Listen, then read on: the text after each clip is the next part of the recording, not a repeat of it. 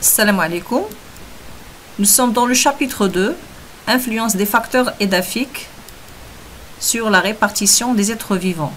Nous allons étudier dans cette capsule les caractéristiques du sol, notamment les caractéristiques physiques du sol.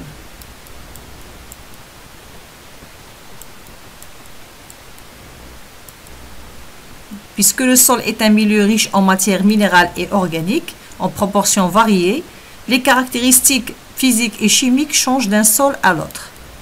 Alors, quelles sont les caractéristiques physiques et chimiques du sol? Nous allons commencer par étudier les caractéristiques physiques du sol. Nous allons commencer par l'analyse granulométrique du sol. Pour ceci, nous allons effectuer une expérience. Donc, nous allons mettre l'équivalence de 50 g de terre fine dans une éprouvette. On va ajouter de l'eau en quantité suffisante afin de recouvrir largement la terre. On va agiter, puis on va laisser décompter. Voici le schéma du résultat de l'expérience.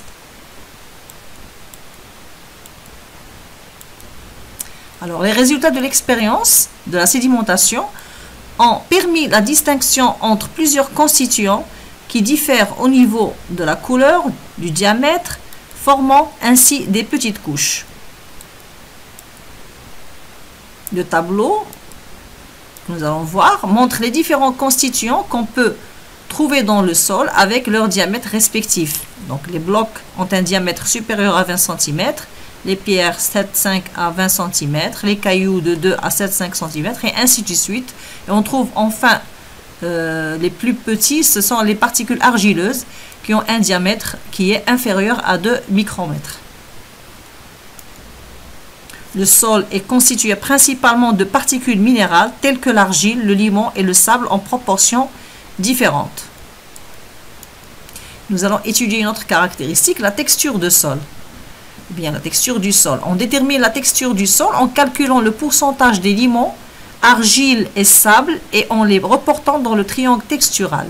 La texture du sol ne tient pas compte du calcaire ni de la matière organique. Donc pour ceci, il faut tout d'abord éliminer le calcaire avec l'acide chlorhydrique et la matière organique avec de l'eau oxygénée.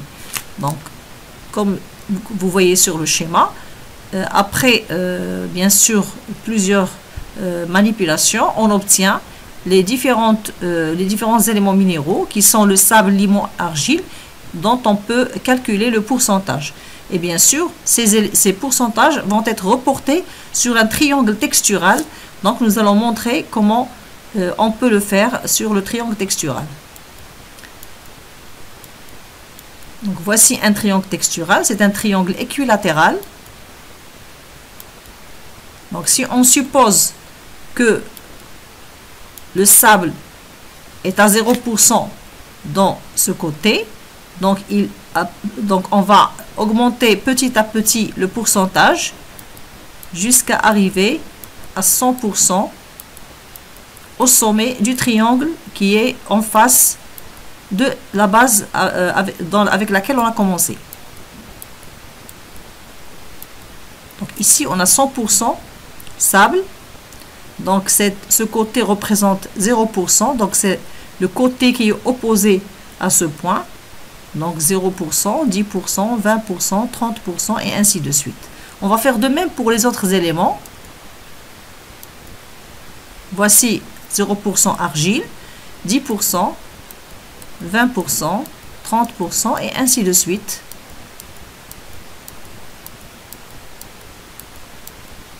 Jusqu'au point où on a 100% argile.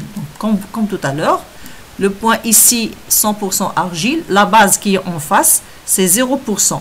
Et on monte progressivement jusqu'à arriver à ce point. On va faire de même pour le limon. Donc, le côté que représente 0% est celui-là. Donc, 100% limon va être ici. Donc, on continue. Donc, 0% limon, 10%,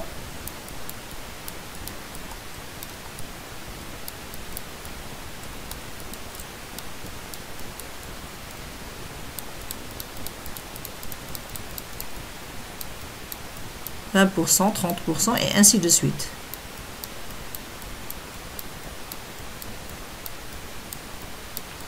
Et enfin 100% limon. Donc nous allons expliquer en utilisant un petit exemple.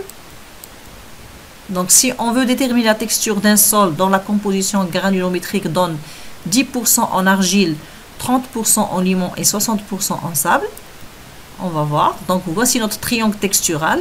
Donc la flèche représente le sens de l'augmentation des pourcentages du limon. Donc ici on a 100% limon.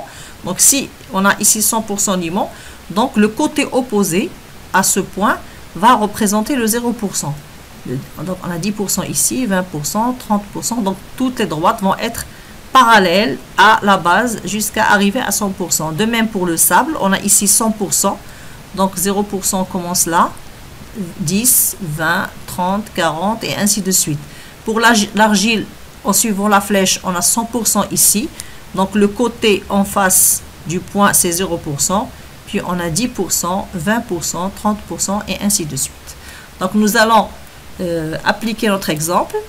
Alors, on a dit 10% en argile. Donc voici 10% d'argile. Donc là, on a 0% argile. Donc là, on a 10% argile. Il faut faire attention à ne pas lire avec les chiffres qui sont dans l'autre côté, qui représente un autre élément minéral. Donc, on commence par là, puisque l'argile, on a 100% ici. Donc, on commence par là, 0%, 10%, et on monte progressivement. On a 10%, donc on trace une droite qui représente 10% d'argile. Ensuite, on a 30% en limon. Donc, si on suit la flèche limon, donc le point 100% limon est ici. Donc, 0% est le côté qui est en face. Donc, 10, 20, 30. Alors, voici la droite qui représente 30% limon. Donc, après, on a 60% sable. Donc, si on suit la flèche du sable, donc on a 100% ici sable. Donc, le côté en face du point, bien opposé à ce point, est 0%. On a 60%, donc 10, 20, 30, 40, 50 et 60. Et voici notre droite qu'on a tracée, qui est parallèle à la base qui représente 0. Donc, 60%. Regardez, on a obtenu un point entre les trois, qui est un point séquent des trois droites, des représentations des pourcentages des différents éléments minéraux. Et bien sûr, regardez, il se trouve dans la zone limon sableux. Ainsi, on aura déterminé la texture du sol avec ces pourcentages qu'on avait au départ. Donc, la texture du sol est définie par la composition granulométrique des éléments minéraux solides, par la représentation des proportions argile, limon et sable sur le triangle textural. Alors, nous allons passer à une troisième caractéristique, c'est la structure du sol. Alors, ici, vous avez des observations à la loupe de trois sols différents. Chaque représentation, bien chaque observation, montre un type de structure. Là, on a la structure particulière. Donc, regardez, il y a des éléments sableux de taille variable, mais sans aucune liaison. Donc, il y a beaucoup de pores. Les pores, c'est-à-dire les lacunes qui se trouvent entre les éléments ou bien les grains de sable. La deuxième structure est appelée structure compacte. Regardez, on a des éléments sableux, mais qui sont noyés dans une masse d'argile dispersée. Donc, il y a de l'argile entre ces éléments. Donc, il y a moins de porosité ou presque absence de porosité. Donc, il n'y a pas de lacune. Donc, la troisième structure, c'est la structure grumeleuse. Donc, là, vous voyez, il y a des agrégats, un ensemble de grains de sable et limon qui sont liés avec le complexe argilo-humique flocculé. Ce sont des caractéristiques chimiques qu'on va voir dans une prochaine capsule. Regardez, il y a les grandes porosités, il y a des petites porosités. Donc, il y en a des grandes et les petites, bien sûr. Donc, nous allons voir que ceci va permettre aux plantes de mieux se développer. Donc, la structure particulière est composée de particules de grand diamètre et donc de grande porosité qui ne retiennent pas l'eau. Bien sûr, parce qu'il y a de grandes porosités, donc l'eau va circuler rapidement entre ces lacunes et bien sûr s'infiltrer vers le bas. La structure du sol, c'est-à-dire la seconde, c'est la structure compacte. Les grains de sable sont liés avec de l'argile. Le sol a un aspect homogène. Les particules sont étroitement reliées et donc moins de porosité. Il y a moins de lacunes. troisième structure, c'est la structure grumeleuse. Elle est composée de particules minérales et de particules humiques, humiques, ça vient de l'humus, qui permettent la formation d'agrégats. Et ces agrégats sont aussi bien sûr formés par les complexes argilo-humiques que nous allons voir dans une prochaine capsule, avec des petites porosités capables de retenir l'eau. Et entre ces agrégats existent des porosités qui permettent l'aération du sol, bien sûr, qui est utilisable par les végétaux.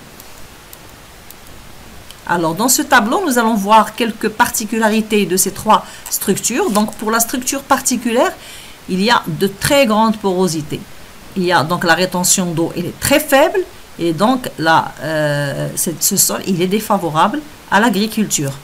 La structure compacte, bien au contraire, il n'y a pas de grande porosité, il y a moins de porosité, donc il y a une grande rétention d'eau, et bien sûr, ce sol aussi, il est défavorable pour l'agriculture. Par contre, ici, la structure grumeleuse, nous avons il y a des grandes porosités, il y a aussi des petites porosités, il y a une bonne rétention d'eau, donc ce sol est favorable à l'agriculture. La structure d'un sol fait référence à la façon dont les particules sable, limon et argile sont disposées les unes par rapport aux autres. On distingue trois types de structures de sol: compacte, particulière et grumeleuse. Donc la structure la plus favorable au bon développement agricole est la structure grumeleuse, car elle présente plusieurs avantages: une bonne aération, une bonne rétention d'eau et un bon développement de l'appareil racinaire. Donc un petit bilan, donc les caractéristiques physiques du sol qu'on a vu, on a vu la granulométrie. Donc l'analyse granulométrique du sol est l'ensemble des opérations permettant de déterminer la distribution des tailles des éléments composant le sol, comme la petite expérience qu'on a effectuée tout à l'heure. Puis la texture du sol, la deuxième caractéristique physique, donc cette texture est définie par la composition granulométrique des éléments minéraux solides, par la représentation des proportions argile, limon et sable sur le triangle textural, comme ce qu'on a vu tout à l'heure avec les pourcentages. Donc on représente ceci sur un triangle textural, et ce qui nous permettra de déterminer la texture du sol. Et puis la troisième caractéristique physique, c'est la structure du sol. Donc la structure d'un sol fait référence à la façon dont les particules sable, limon et argile sont disposées les unes par rapport aux autres. Donc les différentes structures qu'on a vues: particulières, compactes et grumeleuses.